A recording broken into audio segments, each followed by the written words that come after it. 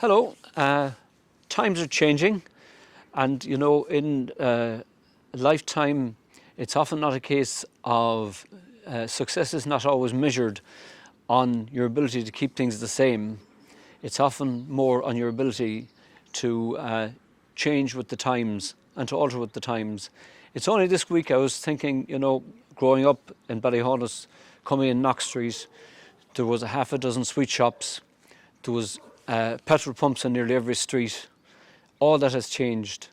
And in modern day Ireland and modern day Ballyhaunis, we have to learn to adapt to the changes.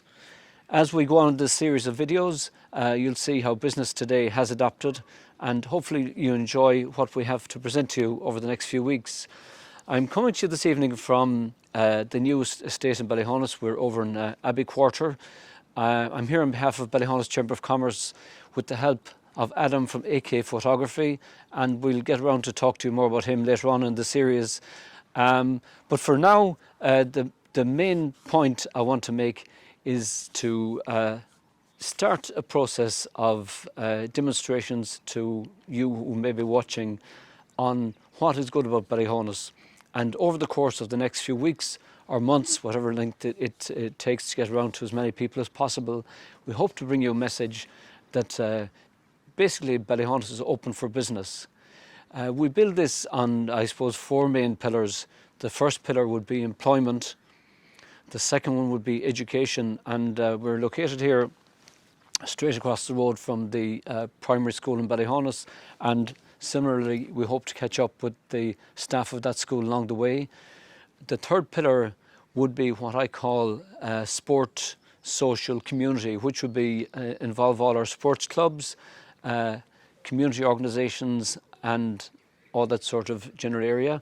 And the last pillar then would be, of course, the selection of retail, public house, restaurant in the town.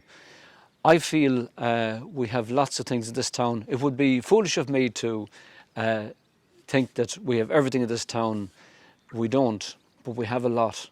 And maybe if we can work together, we can achieve and get what we don't have. So, over the next few weeks, we'll bring you interviews with a number of sporting organisations in the town, business people in the town, and try and give you a cross-section of what's happening in Ballyhaunis, what's good about Ballyhaunis, and why you should come to Ballyhaunis. So, hopefully you can join us and experience what it's like to live in the town. And I suppose one of the biggest single things that you'll find in Ballyhaunis is the great community spirit.